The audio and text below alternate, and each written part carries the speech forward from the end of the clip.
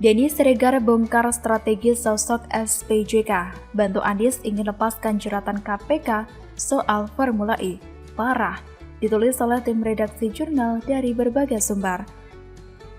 Formula E yang rencananya digelar Juni tahun 2022 ini memang lebih besar dramanya di Indonesia daripada kejuaraan balapnya.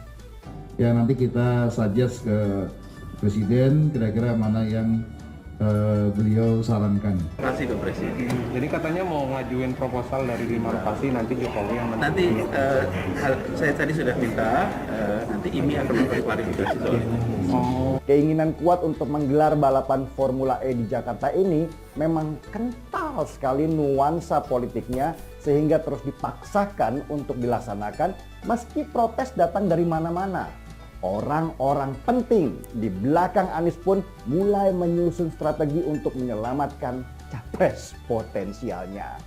Halo, berjumpa kembali di channel Redaksi Jurnal. Formula E yang rencananya digelar pada Juni tahun 2022 ini memang lebih besar dramanya di Indonesia daripada kejuaraan balapannya. Hal ini diungkapkan oleh pegiat media sosial Denny Siregar dalam channel YouTube-nya. Menurutnya, melansir dari Manado Post, Formula E yang sedang diusut Komisi Pemberantasan Korupsi berpotensi seret Gubernur DKI Anies Baswedan. Orang-orang penting di belakang Anies pun mulai menyusun strategi untuk menyelamatkan calon presiden atau capres potensialnya. Karena itulah Sahroni, anggota DPR RI dari Partai Nasdem, diutus SP untuk menyelamatkan situasi yang semakin lama semakin runyam untuk Anies Baswedan ini. Juga pun mengusut Bamsud, Ketua MPR, untuk ikut mengawal Anies Baswedan. Jadi menurut Denny, posisinya sudah jelas kalau Anies Baswedan harus diselamatkan dari situasi yang sangat panas ini. Langkah pertama mereka adalah dengan membentuk panitia Formula E, di mana Bamsud dan juga Sahroni sebagai ketua umum. Bamsud dan juga Sahroni tergabung di Ikatan Motor Indonesia atau IMI. Jadi mereka lebih mudah menyamarkan situasi yang sebenarnya sangat politis itu dengan baju asosiasi kendaraan bermotor. Langkah pertama panitia yang baru dibentuk itu adalah mengundang CEO founder Formula E ke Jakarta. Sesudah itu mereka mulai mengarahkan untuk mengadakan audiensi ke KPK dan juga ke Jokowi. Ini langkah yang cerdik sebenarnya. KPK penting untuk didatangi untuk menghapus pandangan masyarakat kalau Formula E yang sedang diselidiki KPK itu sedang terlilit korupsi. Apalagi KPK sudah bicara akan mengumumkan tersangka dari kasus Formula E. Kalau KPK akhirnya mengumumkan adanya tersangka, setidaknya nama Anies Baswedan harus diselamatkan. Caranya dengan mengajak KPK ikut mengawasi Formula E ini. Ini merupakan ajakan yang telat sih sebenarnya. Karena kalau pengen ngajak KPK seharusnya sejak awal-awal, bukan ketika Formula E sedang diselidiki. Langkah kedua adalah dengan menyeret nama Jokowi dalam kasus ini. Ini drama baru lagi yang mereka ciptakan. Tiba-tiba Bamsud mengumumkan kalau penentu lokasi Formula E ada di tangan Jokowi. Ucapan Bamsud ini mengundang polemik baru lagi. Valdo Maldini, staf khusus Mensesnek, langsung membantah kalau Jokowi tidak perlu dilibatkan dalam kasus Formula E. Bahkan Valdo mengungkapkan fakta baru kalau Anies Baswedan sudah bolak-balik ingin bertemu Jokowi membahas lokasi Formula E yang masih goib ini. Dan sikap Presiden Jokowi adalah tidak ingin ikut campur dalam urusan dan penentuan lokasi Formula E. Karena itu urusan provinsi bukan urusan pusat, apalagi sejak awal pusat ini tidak pernah dilibatkan sama sekali dalam event ini. Meski langkah Bamsud ini cerdik dengan mencoba menyeret Jokowi ke pusaran kasus ini, ternyata Jokowi juga jauh lebih cerdik. Dia tidak ingin penyelidikan KPK berhenti karena panitia Formula E berhasil menghadap Presiden. Jokowi ingin penyelidikan KPK di kasus Formula E ini tidak terintervensi oleh siapapun.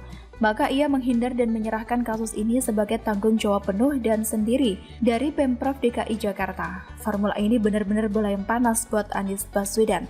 Lepas akhirnya KPK bisa mendapatkan tersangka dalam pembayaran komitmen fee yang dianggap mahal itu, Anies Baswedan bisa ikut terseret karena dianggap mengetahui dan menyetujui pembayaran komitmen fee itu. Dan kalau Anies akhirnya jadi tersangka, maka buyarlah juga mimpi ASP dan juga JK untuk mengusung anak emasnya di Pilpres nanti.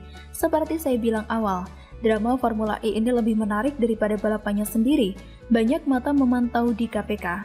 Apakah mereka berhasil mengurai kasus yang kusut ini atau memang seperti kata orang kalau KPK hanya mampu main OTT saja daripada masuk ke kasus korupsi yang rumit? Tidak adanya Novel Baswedan di tubuh KPK menjadikan KPK tentu lebih gesit bergerak sebab tidak terjadi adanya perang kepentingan. KPK secara perlahan serupa mengupas bawang sampai pada akhirnya akan ketemu inti bawangnya.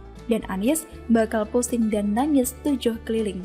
Bagaimana menurut Anda?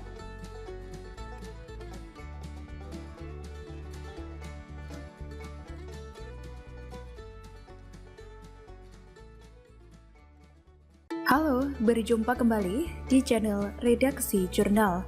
Sentilan Ferdinand Hutahian telat, kebodohan Pemprov DKI kocak, memang tukang ngibul. Ditulis oleh tim Redaksi Jurnal dari berbagai sumber.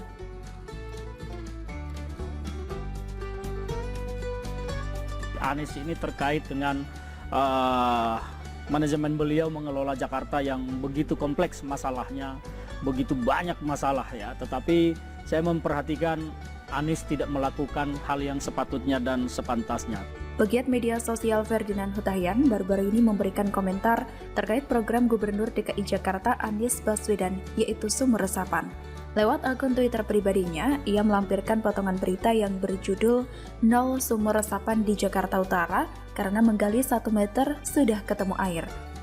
Hal tersebut langsung ditanggapi oleh Ferdinand. Ia mengungkapkan bahwa apa yang dilakukan oleh Pemprov Jakarta ini benar-benar bodoh. Anies juga pernah mengatakan bahwa ada data tanah Jakarta naik ketinggiannya. Namun, kata Ferdinand, data tanah seperti ini saja nggak punya. Kata Ferdinand, Kang ngibul. Seperti diketahui melansir dari Tempo, tidak semua wilayah di Jakarta dibangun sumur resapan. Jakarta Utara misalnya, tidak ada pembuatan sumur resapan di wilayah yang berbatasan langsung dengan Laut Jawa ini. Kepala Seksi Pemeliharaan Drainase Suku Dinas Sumber Daya Air Jakarta Utara Yursid Suryanegara mengatakan tidak ada proyek pembangunan sumur resapan di wilayahnya karena kondisi lahan yang sudah jenuh. 1 meter lebih sedikit sudah ketemu air tanah. Jadi proyek sumur resapan Dinas SDA DKI memang tidak ada di Jakarta Utara. Karena lahan yang sudah jenuh menyebabkan tanah tidak mampu menyerap air dan hanya melintasi permukaan tanah. Untuk mengurangi genangan air di ruas jalan, Suku Dinas Sumber Daya Air Jakarta Utara menempatkan tanggul tangkapan air atau polder di kawasan yang kerap tergenang saat hujan. Salah satunya adalah di kawasan Kelapa Gading dan juga sekitarnya. Di kawasan Kelapa Gading, tepatnya di Jalan Boulevard Arta Gading, saat sedang ada pengerjaan polder oleh Dinas SDA DKI dengan total luasnya lebih dari 70 hektar. Proyek ini ditargetkan selesai pada Desember 2022.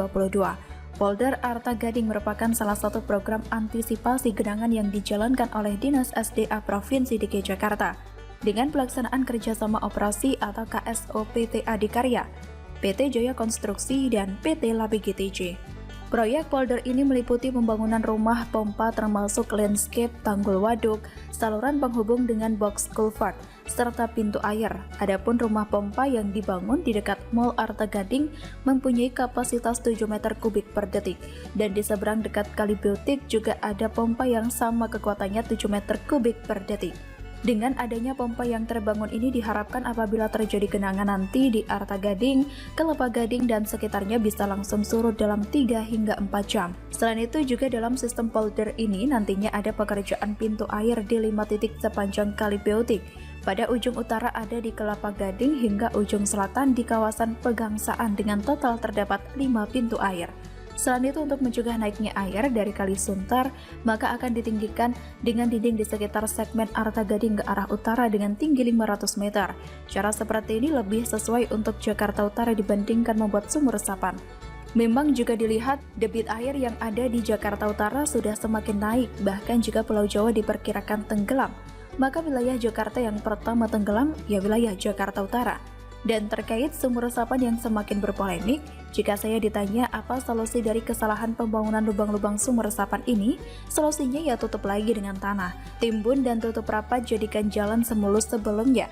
Dengan begitu serapan anggaran akan lebih baik lagi. Memang itu akan menimbulkan pertanyaan, untuk apa proyek yang menghabiskan ratusan miliar itu dibangun kalau pada ujungnya malah ditutup seperti tidak pernah ada apa-apa sebelumnya? Jawabannya, ya karena memang hanya itulah satu-satunya solusi terbaik yang ada sekarang. Kita nggak punya pilihan lain, apa bisa sumur tersebut direnovasi dan diperbaiki agar berfungsi sesuai dengan imajinasi Anies Baswedan? Nggak bisa.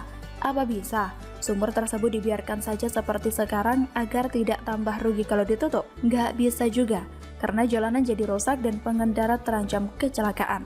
Jadi daripada terjadi masalah, ya mending selesaikan saja dengan mengembalikannya ke posisi semula. Dari sini kita bisa melihat betapa Anies ini tidak mampu bekerja, karena untuk menyelesaikan pekerjaan remeh-temeh seperti trotoar saja dia tidak mampu. Jadi kebijakan-kebijakan yang seolah pro rakyat itu sebenarnya justru merusak tatanan Jakarta yang sudah lebih baik. Sementara Anies hanya bisa melakukan bongkar pasang dan menciptakan kemacetan-kemacetan baru karena pasar diizinkan jualan sampai di tengah jalan. Entah apa maksud Anies, entah apa alasan yang melatar belakanginya. Tapi intinya kita bisa melihat betapa Anies ini tidak punya pendirian, tidak punya tujuan yang jelas dengan setiap pekerjaan yang dilakukannya. Jakarta hanya buang-buang uang untuk program pasang bongkar pasang, sesuatu yang sudah terlanjur dikerjakan, kemudian dibongkar dan dikembalikan ke seperti semula. Ini sudah berkali-kali terjadi. Bagaimana menurut Anda?